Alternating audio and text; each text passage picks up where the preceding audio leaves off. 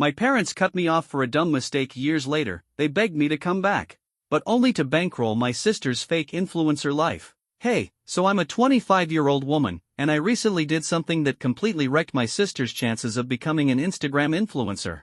Now my whole family is furious with me, so much so that they're actually threatening to sue. I honestly don't know what to do at this point, and I could really use some help. To give you a little background, I haven't exactly been on good terms with my family for a long time. They kicked me out when I was 17 because of a stupid mistake, though, in reality, I think I was already on thin ice with them before that. As much as I hate admitting it, I wasn't exactly a model teenager. I was more of a delinquent, if I'm being honest. I don't like talking about that part of my life, but it's important for context, so here we go. When I was around 15, I got mixed up with the wrong crowd. From that point on, I was doing pretty much everything a teenager wasn't supposed to do: underage drinking, smoking, even trying pot. I snuck out almost every night and came home in the early morning hours. Naturally, my grades started tanking because I was barely getting any sleep. It wasn't long before my parents found out what I was up to. They tried to discipline me, grounding me for weeks at a time, but that didn't stop me. If anything, it made sneaking out even more exciting because I knew I wasn't supposed to be doing it. Meanwhile, my younger sister, Tessa, who's 21 now, was the complete opposite of me. She wasn't particularly special, but at least she followed the rules, which made her look like an angel compared to me. She was still a brat in her own way, but nothing like the kind of trouble I was causing. This reckless behavior of mine went on for almost 2 years. My parents tried everything to get me to straighten up, but I was too caught up in trying to be cool to listen. I was failing my classes, and my family was beyond disappointed, but they never sent me away. They didn't want anyone to know their daughter had turned into a full-blown juvenile delinquent. Then, when I had just turned 17, I made the biggest mistake of my life. One night, my friends and I were out drinking, and on a dare, I decided it would be a great idea to vandalize a parked cop car. Obviously, it wasn't. We got caught, and just like that, I ended up in juvie for 6 months. That experience was a massive wake-up call. It forced me to take a hard look at my life and realize that I was throwing everything away just to impress a group of so-called friends. And, of course, the second things got serious, those friends disappeared. They didn't have my back at all. By the time I got out of juvie, I was ready to turn things around. Unfortunately, my parents had already made up their minds about me. They wanted nothing to do with me anymore. And while I understand why they felt that way, I also think it was pretty harsh of them to kick me out the second I got back. I had already been through enough. I didn't need to be abandoned too. But it wasn't like I had a say in the matter, so just like that, I was on my own. I had nowhere to go. Most of my relatives wanted nothing to do with me, and going back to my old friends wasn't an option either, especially since they were part of the reason I ended up in trouble in the first place. That left my grandparents, but even that wasn't an easy solution. My maternal grandparents lived in another state, and my dad's parents were in the suburbs, which was way too far from my school and everything I knew.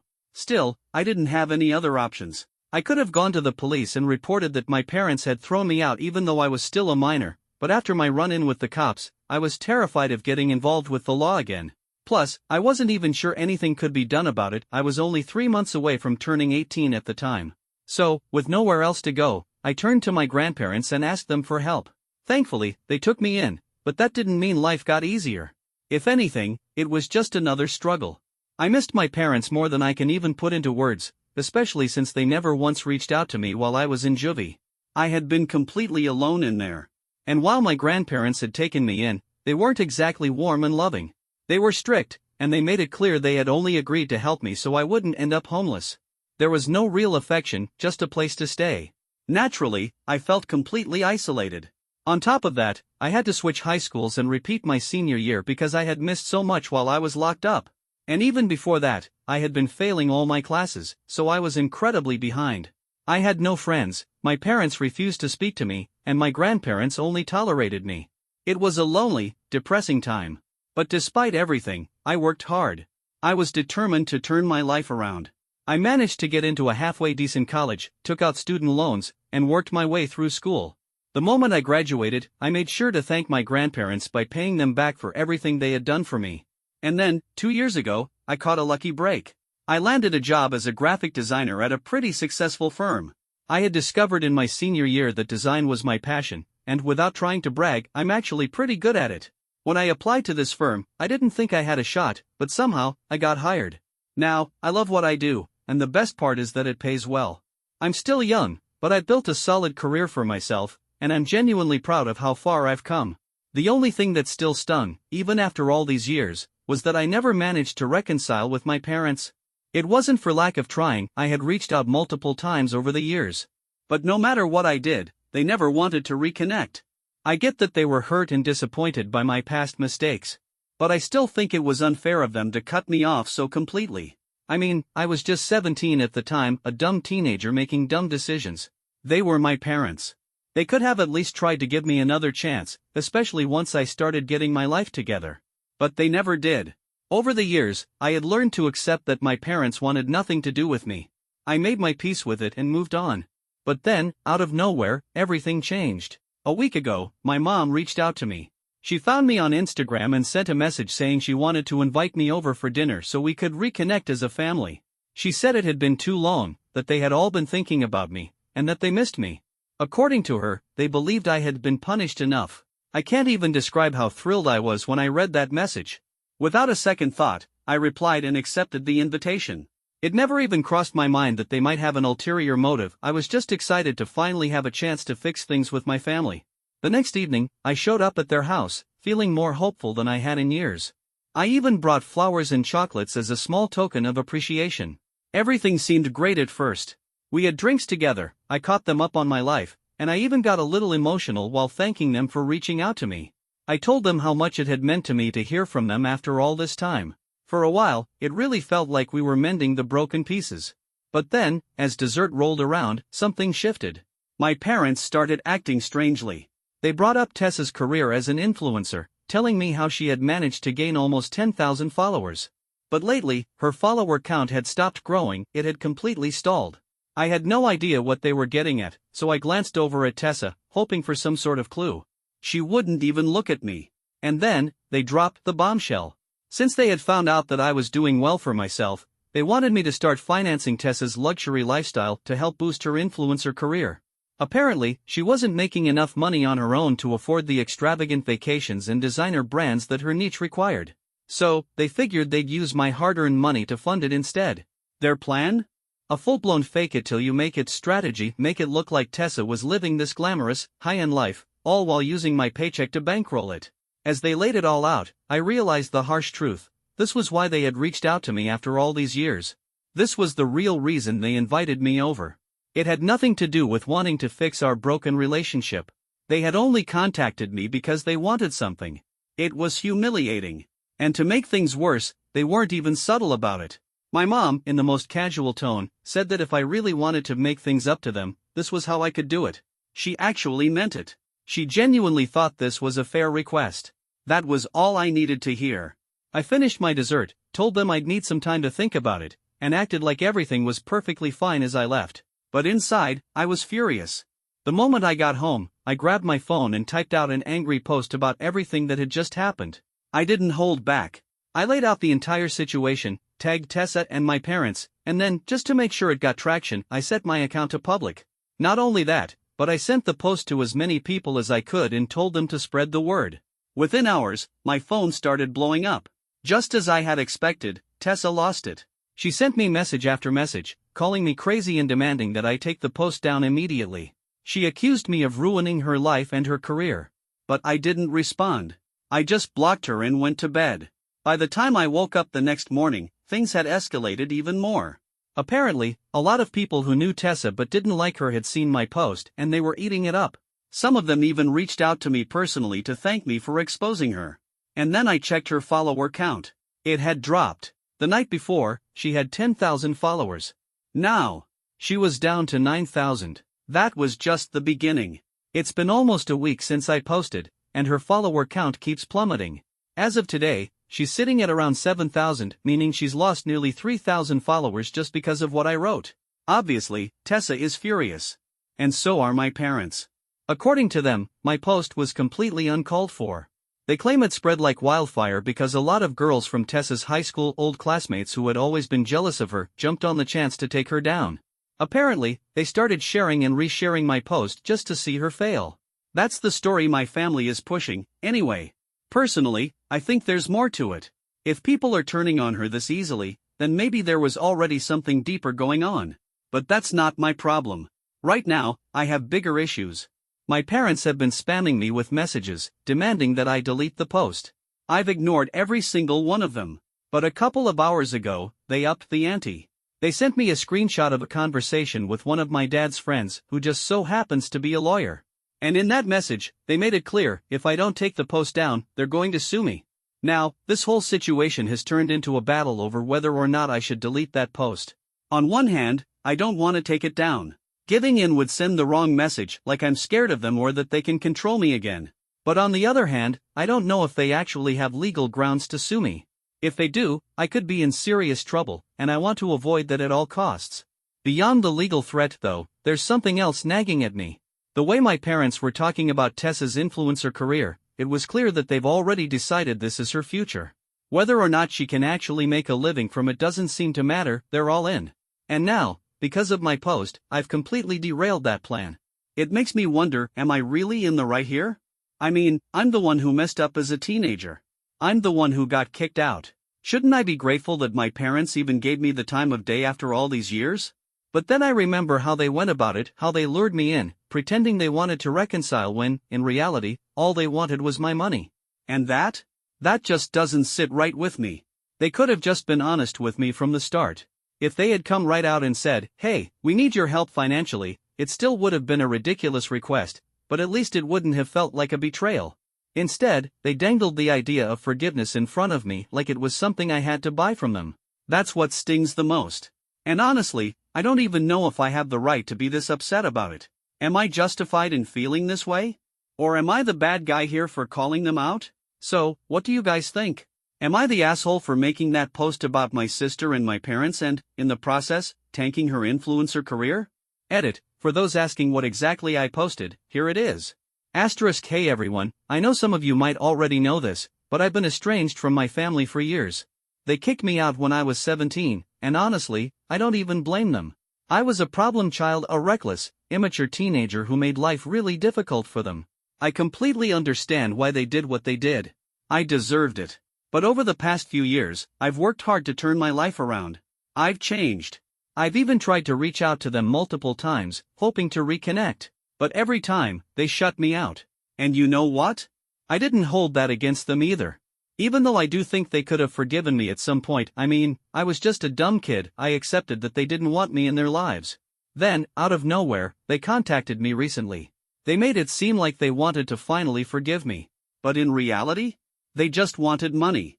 When I went to their house for dinner, they hit me with a request. They wanted me to fund Tessa's luxury lifestyle so she could keep up appearances as an influencer.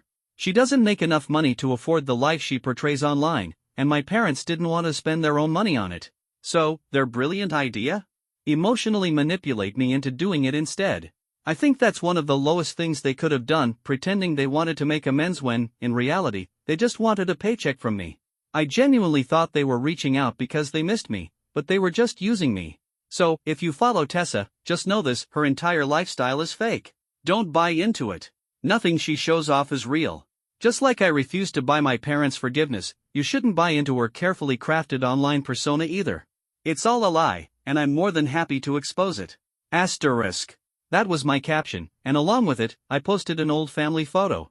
Most of the comments I've received so far have been supportive. A lot of people seem to understand where I'm coming from. Of course, I've also gotten plenty of hate from Tessa's friends, but I honestly don't care about that. At the end of the day, I didn't lie in my post. I didn't twist the story to make myself look like a victim. I admitted that I was a nightmare of a teenager and that my parents had every reason to be upset with me back then. But everything I wrote about them reaching out to me and trying to get me to fund Tessa's influencer lifestyle? That's the truth. And yet, despite that, my family is now claiming they might take legal action against me. I've already seen a lot of people commenting that I can't be sued as long as everything I wrote is factual. But some of my friends think my parents might still try to go after me for defamation, since my post directly impacted Tessa's career. She's lost a huge chunk of her followers, something that, technically, affects her livelihood. If they did take me to court, it would come down to my word against theirs. There were no witnesses when we had that conversation. No recordings. And in the messages they've been sending me, they've been careful not to say anything incriminating. They've only been demanding that I take the post down, not acknowledging what was actually said at dinner. And if it came to a legal battle, my past would definitely come back to haunt me. I have no doubt they'd bring up my teenage years, especially my time in juvie, to try and paint me as some vengeful, spiteful person out to destroy my sister's career. Update 1.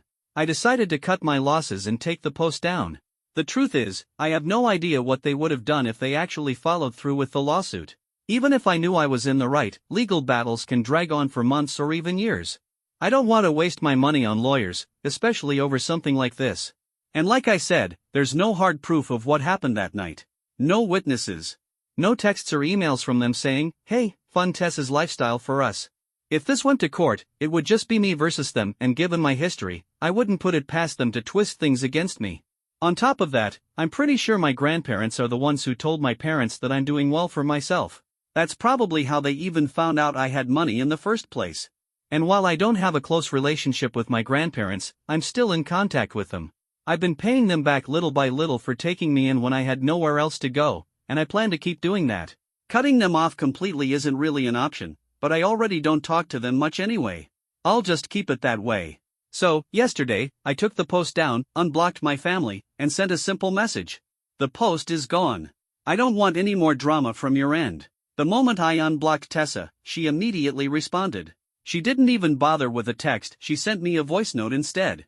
And for a full minute and a half, she just cursed me out. She said she knew I had only done this because I was jealous of her. She went on and on about how it didn't matter that I had taken the post down because the damage was already done. She had already lost thousands of followers, and that was my fault. Then she said I was lucky that our parents didn't want to take this to court. According to her, if it had been up to her, she would have made sure I paid for what I did. I could have just ignored her. But instead, I decided to be a little petty. I replied, "Yeah, I guess I should be grateful you don't have the money to sue me yourself. Guess it's a good thing mom and dad are the ones calling the shots, huh?" And before she could respond, I blocked her again. And that was that. Hopefully, this is the end of it. I just want them to leave me alone so we can all move on.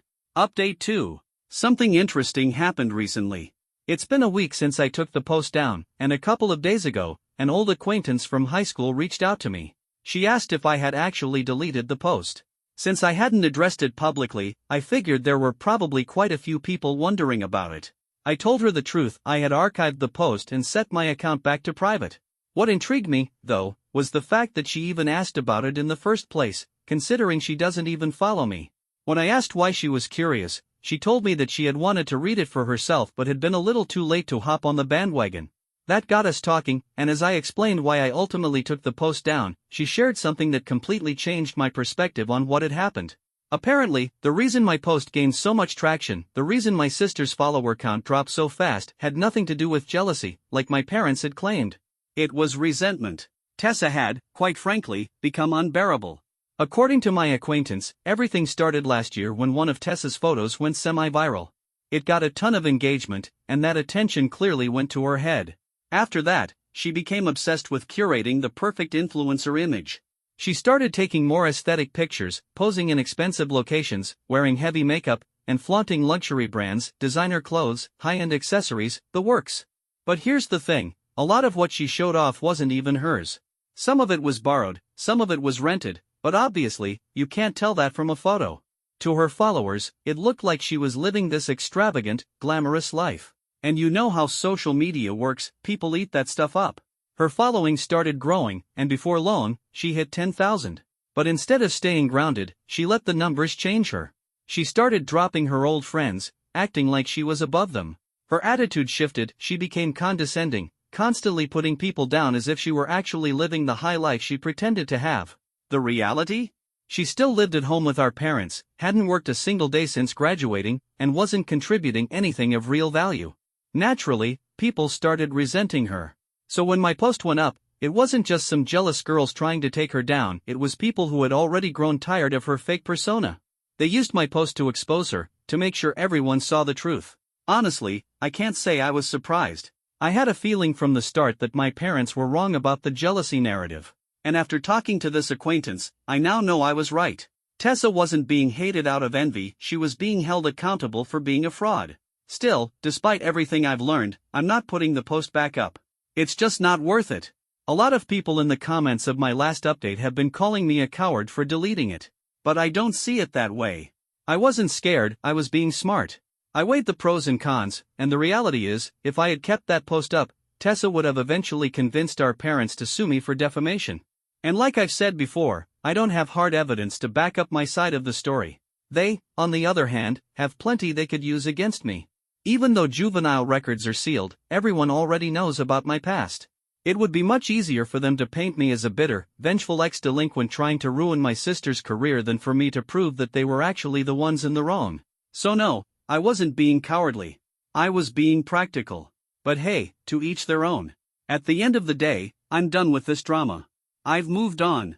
That said, I don't want people thinking that my parents and sister can just do whatever they want and get away with it. It's not about my image, I couldn't care less what random people online think about me. But I do care about setting the record straight. So I've decided to post a public statement explaining why I took the original post down. The good news?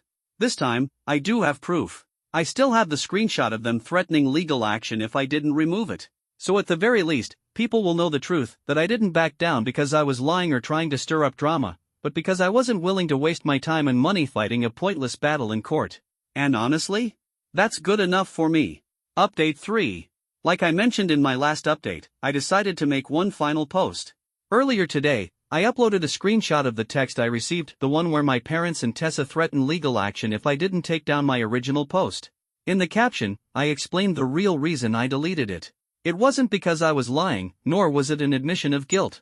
I simply didn't have concrete proof, and I wasn't about to waste my money on a legal battle that could drag on for months. Between lawyer fees and potential settlements, it just wasn't worth it. After weighing my options carefully, I made the practical choice to take it down.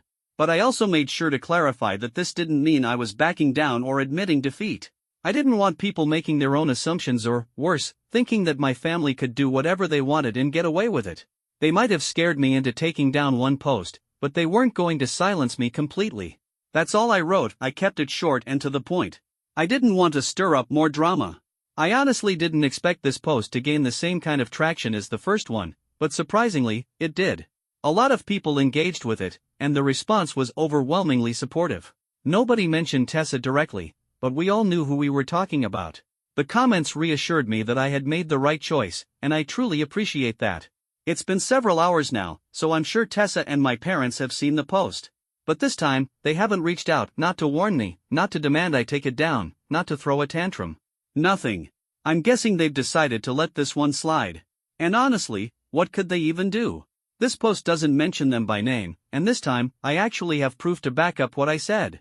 They can't twist the story in their favor like before. At this point, I've said everything I needed to say. And I've finally let go of any remaining expectations I had for my family. Looking back, I should have stopped expecting anything from them the day they kicked me out. I've never really talked about this before, but now that I'm putting it all out there, I realize something I hadn't considered before. There had to be a reason I became such a troubled kid. And don't get me wrong, I'm not trying to play the victim. I fully acknowledge that I made terrible choices, and I deserved the consequences. But I also can't ignore the fact that my parents were never really there for me in the first place. Their focus was always on Tessa. No matter what I did, she was the golden child. I guess, in some way, I acted out because I wanted their attention even if it was the wrong kind. I'm not saying that was the best way to handle it, obviously, there were better ways I could have coped, but I was just a dumb kid who didn't know any better. Even when they found out about my behavior, they didn't try to understand why I was doing it. They weren't gentle with me, they didn't try to guide me, and they never showed me patience or concern. They just got angry. They told me I was a disappointment, that they wished I had never been born. They constantly compared me to Tessa, making sure I knew that I'd never measure up to her. And the more they pushed me aside, the more I acted out, because at least then, they were acknowledging me. I didn't bring this up earlier because I didn't want it to sound like I was whining or making excuses for my past behavior. But now that I've started talking about it, I realize how much I've been keeping bottled up for years. And honestly, it feels good to finally get it off my chest. For the first time, I feel like I can breathe. I don't think I want my family back in my life, not now, not ever. I'm happy with where I am, with the life I've built for myself. And I'm finally ready to move forward without them.